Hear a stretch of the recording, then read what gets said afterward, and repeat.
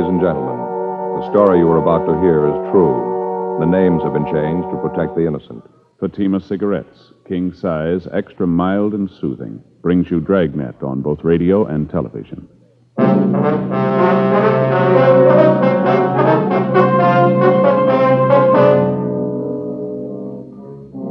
You're a detective sergeant. You're assigned to robbery detail. An elderly man has been beaten and robbed of a fortune in unset diamonds. The thief has made good his escape. Your job, find him. Friends, the name Fatima has always stood for quality. Fatimas are distinctive, with a truly different flavor and aroma. And in king-size Fatima, you get an extra mild and soothing smoke, plus the added protection of Fatima quality. Remember, in Fatima, the difference is quality. Because of its quality, its extra mildness, its better flavor and aroma, Fatima continues to grow in favor among king-size cigarette smokers everywhere. Switch to Fatima yourself today. Ask your dealer for Fatima in the bright, sunny yellow pack. King-size Fatima. The difference is quality.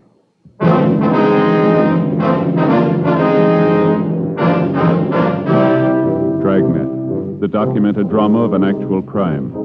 For the next 30 minutes, in cooperation with the Los Angeles Police Department, you will travel step by step on the side of the law through an actual case transcribed from official police files. From beginning to end, from crime to punishment, Dragnet is the story of your police force in action. It was Tuesday, July 12th. It was hot in Los Angeles. We were working the day watch out of robbery detail. My partner's Frank Smith. The boss is Captain Didion. My name's Friday. It was 10:46 a.m. when we got to the Morgan Hotel. Room 922. Yes? Police officer, sir. My name's Friday. This is my partner, Frank Smith. Oh, yes, sir. I'm the manager, Arnold Jackson. Yes, sir. We're here regarding the robbery, sir. Oh, Mr. Ruman's in their bedroom. He's lying down. Has there been a radio unit here, Mr. Jackson? Yes, they just went down the hall. I see. The victim in here, sir? Yes, that's right. Thank you very much, Mr. Jackson. Sure. Mr. Ruman? Yes? My name's Friday, sir. This is my partner, Frank Smith, Central Robbery. Oh, yes, Captain Friday. No, sir, it's Sergeant, Mr. Ruman. Sergeant? I thought sure they'd send a captain. Well, now, if you can just tell us what happened here. Well, I brought the stones up here to show him and his father. We made an appointment. He hit me, took everything. How much was it, sir? Can you tell us? Everything there was, finest collection, best stones, took my sample case and everything. What'd the case look like, sir? Just a plain sample case, this high, about this wide. So that'd make it about 14 by 18, is that right?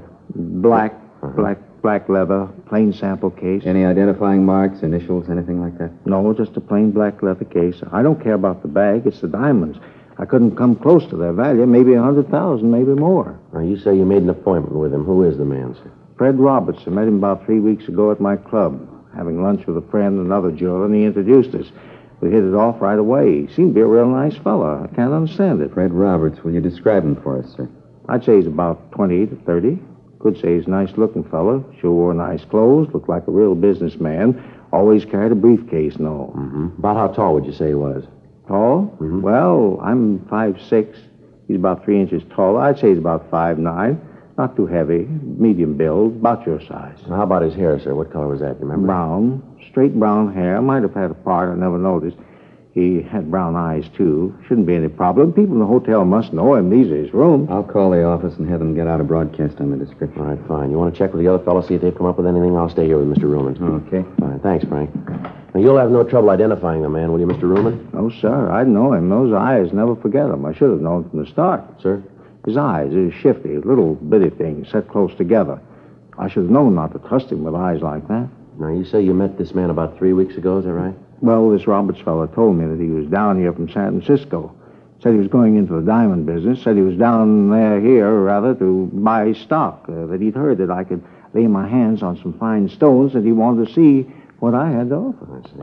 Did he say that he was going to buy the stones himself? Oh, no. He told me that his father was putting up the money. He said that his father was coming down here today, and that if he liked the merchandise, we could make a deal. Funny thing, though, I should have known right off. What's that, sir? Well, when I came up here this afternoon and showed him the stones I'd brought, he didn't know the good from the bad. Oh, sir? Well, in almost any collection, there are bound to be a few stones that aren't absolutely perfect. They look all right, but there may be a small flaw someplace inside the stone. Naturally, their value isn't the highest. I see, and this Roberts didn't know the difference. No, but I should have known anyway. Those eyes, the meanest eyes I ever saw, and so close together. Well, was there anything unusual that you might have noticed about Roberts? Anything about his speech, his manner, anything at all that might help us identify him? No, just like I told you.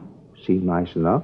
Well, did he give you any indication that there might be something wrong? Not at all. Of course, I wondered about his not knowing much about diamonds, but I figured that if he was willing to pay what I wanted, I didn't have to concern myself with what he's going to do with the stones. Well, Mr. Ruman, I wonder if we could start from the beginning. Exactly what happened here. He knocked me out. No, sir. I mean, what led up to his hitting you? Oh, I'm sorry. Well, as I said, he told me to bring the stones up here for his father to see. I did, and then we waited for the father to show up. We were over there by the window looking at the stones. They look better in sunlight. Yes, sir. Well, when we finished, he said something about his father never being on time. I turned to look out the window. That's when he hit me, right here on the back of my head. Can you see it? Yes, sir, I can. Is it bleeding? Don't lie to me. I'm not afraid. Can you see the blood there? No, sir. There's right quite there? a bump on the back there. You sure? Yes, sir. You tell me the truth. Yes, sir. There's no blood. Joe? Yeah, Frank. See you a minute? Sure. Excuse me a minute, Mr. Ruman. Sure, that's all right. Yeah, Frank. Called the office. They put out the description. Area's being covered. Leighton Prince been called? Yeah. How's Roman getting along? Well, he's got quite an egg in his head, but he seems to be okay. Manager says he's called the house doctor. Should be here right away. Sergeant? Yes, sir. Have you caught him yet, Roberts? No, sir, not yet. As soon as the doctor looks at you, sir, we'd like you to go down to police headquarters with us, if you would. Of course. But you shouldn't have too much trouble catching him, not with those eyes. Real little beady. Yes, sir. But what do you want me to do at police headquarters, Sergeant? Well, we want to take a full statement, have you look at some pictures, if you would. With you two? Yes, sir. Anything wrong? Oh, no. But you'd figure with all those diamonds gone, that fella hitting me and all, just seems that they could have done better. Well, how's that, Mr. Roman? Seems they could have sent a captain. 11:15 a.m. Leighton Prince arrived and went over the rooms. Frank and I were unable to find the instrument Roman had been struck with. Checking with the desk clerk and the elevator operator, we were able to get a composite description of Fred Roberts. It tallied closely with the one given us by Ruman. The desk clerk told us that Roberts had checked into the hotel that morning. We obtained a copy of the hotel registration card carrying Roberts' signature for handwriting analysis. The immediate area was thoroughly searched. The suspect had made good his escape. We contacted the victim's office and asked for a full inventory of the stolen diamonds. They were unable to give us a complete inventory at the time, but advised us that the loss would run well over $150,000. 11:57 a.m. After the hotel doctor had examined Ruman and said his wounds were superficial, we drove down to the city hall. While Ruman was looking at the mug books, Frank and I checked the name Fred Roberts and his description through R&I. We were unable to find a record on him. We contacted the stats office and requested a run on the M.O. Local and all points bulletins were gotten out on the suspect. After looking through the mug books, Ruman was unable to come up with an identification. Further interrogation of the victim failed to turn up any new evidence. The information furnished by the stats office and other contacts yielded nothing. The investigation continued. 3 weeks went by. Tuesday, August 2nd, 8:05 a.m. I checked into the office. Joe? Yeah. You're late. I've been waiting for you. It's only been 5 Well, minutes. there's a lot to do here, you know. You're in a good mood. What's the problem? It's the in-laws again. I didn't sleep a wink last night. Oh, what happened? That brother-in-law, a real wise guy, knows how to do everything better than anybody else. Nothing he doesn't know. Well, look, Frank, I'm on your side, but what's the bit here? Remember how I told you about this place out in the valley where the steaks are so good? Yeah, it's the butcher shop, wasn't Yeah, it? that's right. Well, I stopped by last night and I got 6 of the biggest steaks I could find. Real beauties, fillets. Yeah? I figured on a barbecue, out in the backyard. Anyway, I get the charcoal out and the kindling and all the stuff. Right away, my brother-in-law says I'm doing it wrong. Why didn't you tell him? The wife, she's got to hear how they barbecue back in Sioux Falls. So the brother-in-law throws out all the stuff I'd done, and he starts all over. It took him 3 hours. Well, what happened? Well, he never got the fire started.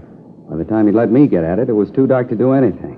He ended up in the kitchen with waffles. I had indigestion all night. Well, that's the way it goes, doesn't it? I suppose so. Sorry I jumped That's in. all right. I don't much care for waffles for dinner myself. I get it, Frank. Robbery, Friday. Yes, sir. Mm-hmm. What was that address again? Okay, yes, sir. Okay, we'll check it right away. Right. Anything? One of our contacts is a rumble down at Jay's down in South Main. Guy's letting it get around that he's got some loose diamonds for sale. You say when they could be bought? Yeah, tonight.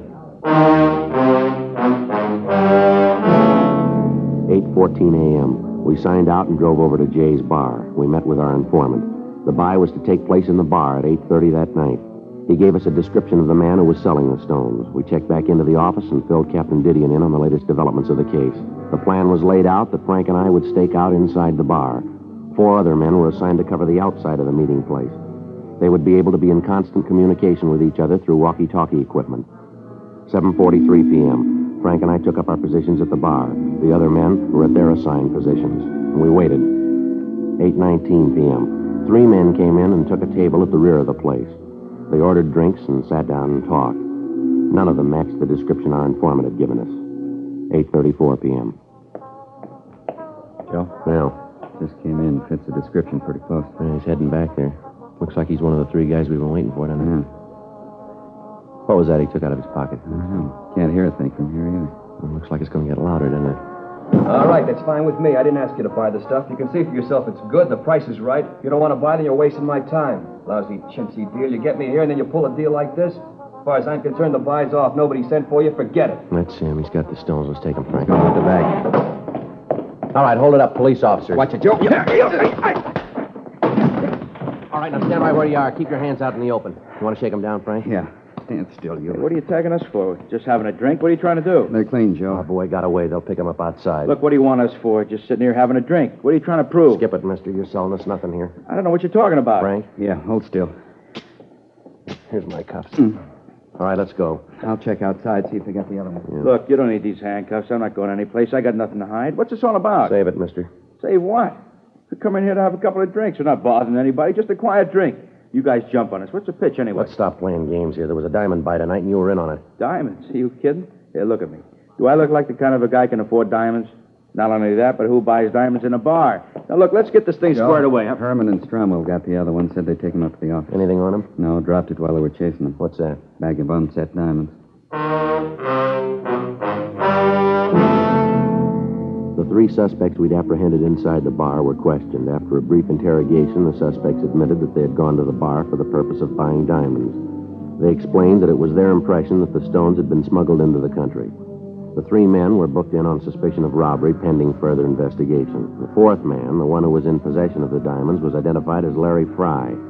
We checked him through R&I and found that he had a previous record of 4 arrests receiving stolen property dating back to 1946. Frank and I took the suspect to the interrogation room.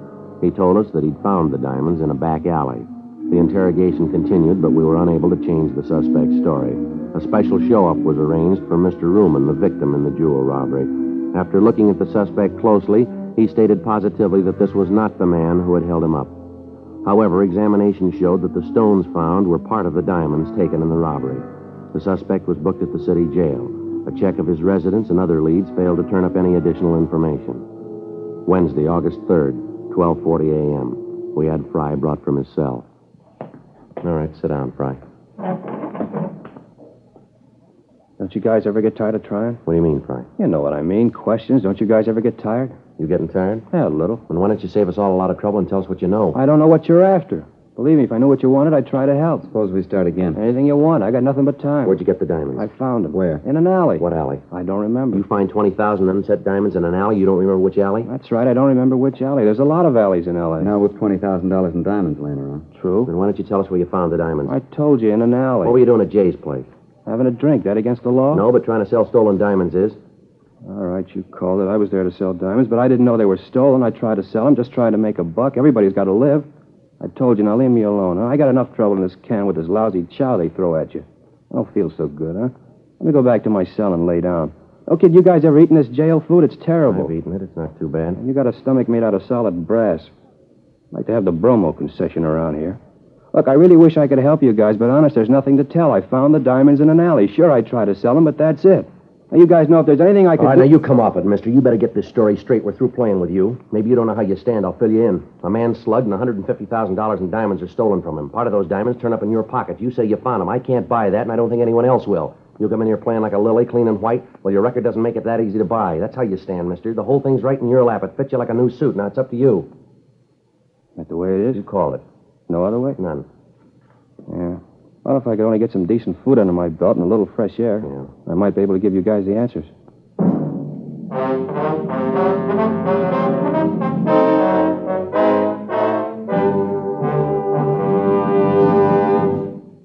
You are listening to Dragnet, authentic stories of your police force in action. Friends, the name Fatima has always stood for quality. Fatimas are distinctive, with a truly different flavor and aroma. And in king-size Fatima, you get an extra mild and soothing smoke.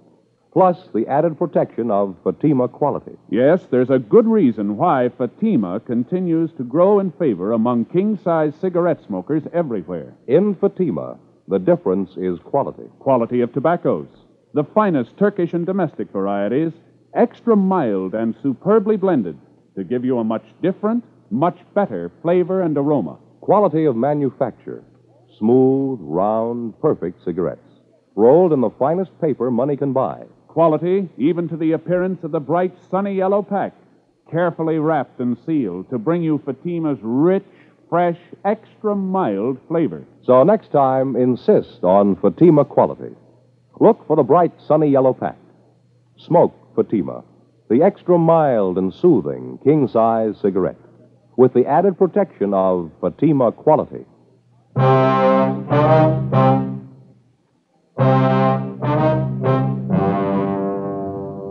We continued to interrogate Fry. From the evasive answers he gave us, it looked as if he was lying about his part in the robbery. When an interrogation seems to bog down, the working detective usually tries to find some subject with which to draw the suspect out, some weak point in his makeup. Maybe it's his parents, his wife, or his children. It might be the fear of having loved ones find out about the crime he's accused of committing. In Fry's case, questions about his family failed to produce any results. We tried other subjects, religion, baseball, golf, fishing. None of them seemed to bring him out of his shell. Occasionally, during the interrogation, he'd refer to the jail food, comparing it to the other food he'd eaten. As the questioning went on, we found that Fry considered himself a gourmet, talking about the dishes that he'd eaten at various restaurants. We tried to lead the questioning around to the diamond theft, but he constantly brought the conversation back to food. Fry had presented us with a possible wedge, and we decided to use it. We signed him out of the city jail and drove him down to Phillips' restaurant for dinner. When the waiter brought the menu, Fry didn't read it. He ordered soup, salad, and 2 French dip sandwiches. As he ate, we tried to get him to talk, but he refused, saying that he wanted to finish his dinner first. Frank and I each had a sandwich and some coffee. Fry continued to eat. He ordered 2 more sandwiches. Finally, he pushed his chair back and said that he'd had enough. Now for some dessert, huh? Dessert? Yeah, a meal's not complete without dessert. Figure I'll have some apple pie a la mode and some coffee. How is the coffee here? It's good. Now, how about the information? You know, Friday, that's why you can eat that jail food. You don't take care of your stomach. You got to learn to relax after a meal. Relax, you'll live longer. Well, what was that song and dance you gave us about telling us all about it? Just a gimmick to get a free meal? I told you, take it easy. I'll give you the story after dessert. All right, Frank. Yeah. Get the pie and coffee. Now, the waiter seems to be busy. You wanted that a la mode, Fry? That's right, a la mode. No cream in the coffee. Nice place here. They do a good business. They've been here a long time. Best French dip sandwiches I've ever eaten. Nice and lean, aren't they? Yeah, they put out a good meal. Here's your pie and coffee. Thanks. 3 spoons of sugar? That's right. Coffee sure smells good. Hey, it tastes good, too. All right, let's get on to business, Fry. Now, what about the diamonds? Where'd you get them? From a guy named Joe. What's his last name? Never heard it. He gave you the diamonds to sell. You don't know his last name? Yeah, that's right. Where'd you pick up the diamonds? Didn't. Joe came by my house and left them. What's this Joe like? Oh, medium height, about 32, medium weight. How about his coloring? Medium. He's a real ordinary looking fellow. Where'd he say he got the diamonds? And he brought them out from the east with him. Didn't tell me where he got them back there. Think he's done time someplace. Why'd you say that? I just figured it. The way he talks, the way he handles himself. Got the marks. You'd know him if you saw him again? Oh, sure. Think you could point him out to us? Have you got him? No, but if he's done time, there's a mug of him. Figures we got it. Want to look through the mug books? Sure. How did this Joe get in touch with you? Called the house. Told me what time he'd be there. When do you usually call? Most any time. I know what you're figuring, but it won't work. This whole thing's been in the papers. He won't call me now. Too smart for that. He won't show. How about the diamonds? Don't you think he'll be sore about you being picked up? So he's sore. He's got no beef. He's still got 130 grand in stones. He's got no worries. Say, how about some more No, coffee? you've had it for tonight, Fry. Let's go. Well, thanks for the meal. Sure appreciate it. Yeah. That jail food was killing me. You know, a good meal always makes me sleepy. Sure getting late. Hey, let's knock it off for tonight, huh, fellas? I'm bushed. No, let's look through the mug books, then we can call it a night. Honest, fellas, I'm so tired I can hardly see straight. Feeling like this, I couldn't be sure. All right, Fry, we'll take you back, and we'll see you the first thing in the morning so we can get started. Okay. Say, I was just wondering. Yeah? You think you could work out something for breakfast? 2:30 a.m. After returning the suspect to the city jail, Frank and I went back to the office. We were certain that Fry was in some way implicated in the diamond theft, but we didn't know just how he fit in. Frank and I signed out and went home to get some sleep. 4:45 a.m. I got a call from the business office that a man who identified himself as Joe Ashton had been picked up on a drunk charge. When arrested, he was carrying a black leather case, similar to the one taken in the robbery, containing a large quantity of unset diamonds. The man was belligerent, and other than his name, he refused to tell the arresting officers anything.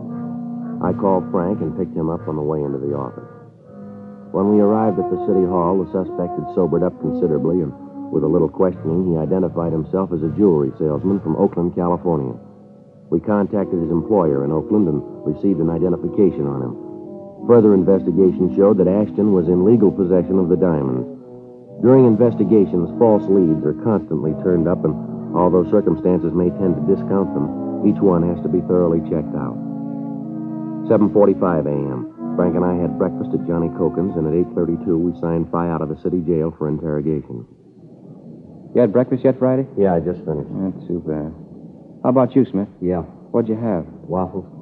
Yeah, I sure like some hot waffles. I didn't eat here. Figure you guys might take me out again? What are you trying to prove, Fry? Now, let's go over and look at those mug books, huh? Okay. Hands behind you. Oh, now, look. Behind you. All right, let's go. All right, in the elevator. I'll get it, Frank. Yeah.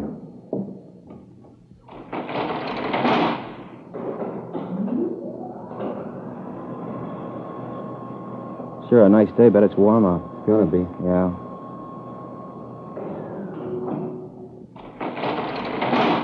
Go ahead. Sure you guys don't want a cup of coffee? No, I told you we've eaten.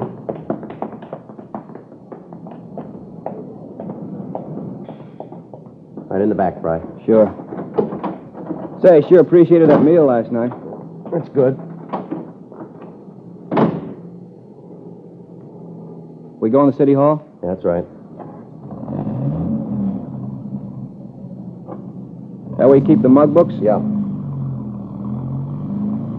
Hey, no kidding, Friday. I gotta have some coffee. My stomach's growling. All right, Fry, we'll get you some coffee.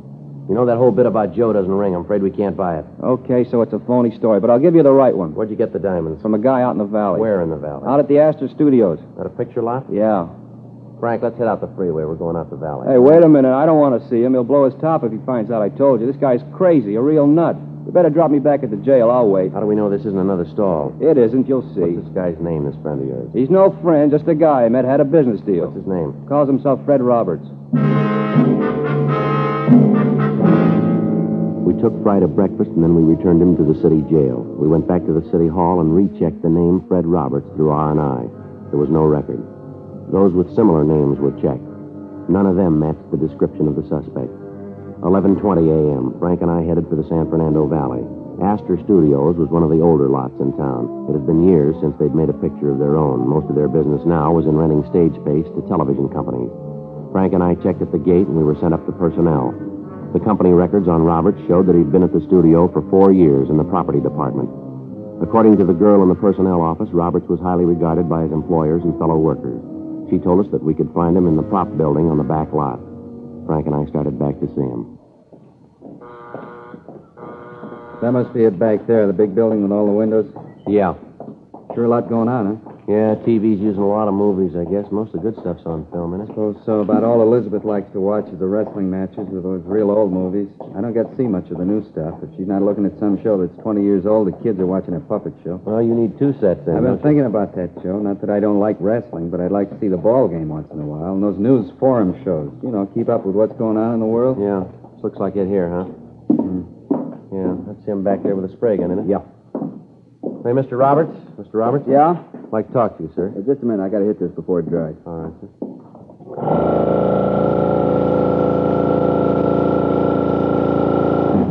All right, now what can I do for you? Police officers, Mr. Roberts. I'd like to... What, Joe? Wait a minute. Hold still. Who'd you say you were? Police officers. Oh, I'm sorry I caused you this trouble. I thought at first you were bill collectors, coming in here like you did and all. You can understand that, can't you? I've had a little trouble lately. I didn't mean to cause a fuss. Yeah, sure. We'd like to talk to you downtown. What about? Some diamonds that were stolen. Certainly, I'll go with you, but why me? What makes you think I had anything to do with it? Just routine, Mr. Roberts. Your name came up, and we have to check it out. More than glad to help. I hope you don't think that I was trying to run away from you before. It was just that I thought you were someone else. All right, Mr. Roberts. You want to get your coat? Sure. I'll have to call the front office and tell them where I'm going. I'm the only one here today. No, we'll call them on the way out. Fine. A lot of work. Hope this won't take long. Should I take my car? I wouldn't like to trouble you to bring me back. No trouble, Mr. Roberts. Sure a nice day, isn't it? Good for exteriors. Exteriors? Yeah, outdoor shots. Good light. Oh, yeah. Run into a lot of trouble if you haven't got good light. Like to take a look around? No, I'm afraid we haven't got the time, Mr. Roberts. All right, here's the car. Say, I don't want to tell you fellas your business, but can't we talk here? I really shouldn't leave. No, I'm afraid not, Mr. Roberts. There's someone downtown we want you to meet. Oh? Yeah, a man by the name of Ruman, Sam Ruman. You said Ruman? Yeah, that's right. No use trying to kid you then. Sir? About the diamonds. No, I'm afraid not. How'd you find them? That's not important. Do you have the rest of the stones? Most of them. Some of them are up in San Francisco. I can give you the name of the man who has them. He picked up some of them. I read about it in the paper. How about the rest of them? Buried them on a golf course south of here. I can show you the place. You want to get them now? Yeah, we'd like to, yeah. We'll go over the pass and into La Brea. Straight out La Brea. I'll tell you where to turn. All right. Fry, he the one that told you? You planned the robbery yourself, did you? Yeah, I had to raise money. Funny. What's that? You work in pictures in any job and people think you make a lot of money. It's not true. It's like any other job. Good living, but you don't make as much as people think you do. That's why I did it. Yeah. Planned the thing for a long time. Figured every angle. Be able to pay off my car, all my bills. That was no gag about me thinking you were bill collectors. I've been trying to find my car for the past month. And take it away. You know how it is. Yeah, sure. All my life I've been working to make something out of myself. Everybody in this town seems to do okay. Money, big home, a car. 12 years I've been working as a prop man. 12 years. I got tired of waiting. I wanted all those things. I figured I waited long enough, you know? Yeah. What's wrong with trying to build some kind of a future for yourself? I just wanted a future, that's all. Yeah, well, you got one. The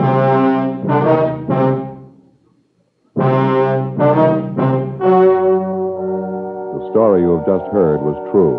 The names were changed to protect the innocent. On November 15th, trial was held in Superior Court, Department 89, City and County of Los Angeles, State of California. In a moment, the results of that trial. Now, here is our star, Jack Webb. Thank you, George Fenneman. Friends, in your hometown as well as mine, more and more king-size cigarette smokers are switching to Fatima because of Fatima quality. Fatimas are distinctive, with a really different flavor and aroma. They give you an extra mild and soothing smoke, plus the added protection of Fatima quality. Get a pack of Fatimas tomorrow. See if you don't agree that in Fatima, the difference is quality. That's king-size Fatima in the bright, sunny yellow pack.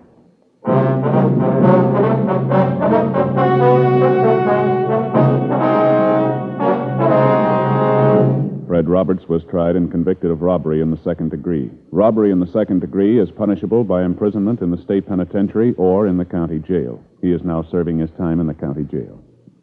Ladies and gentlemen, at this very moment in Korea, the lives of soldiers wounded in battle today are being saved by transfusions of blood and blood plasma.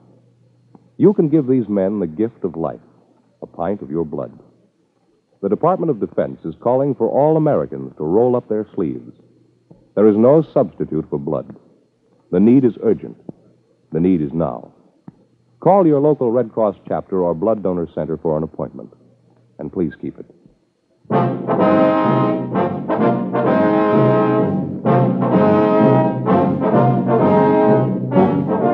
You have just heard Dragnet, a series of authentic cases from official files. Technical advice comes from the Office of Chief of Police W.H. Parker, Los Angeles Police Department.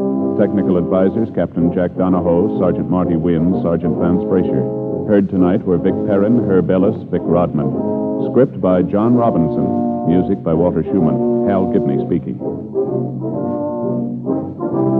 King Size Fatima has brought you Dragnet, transcribed from Los Angeles.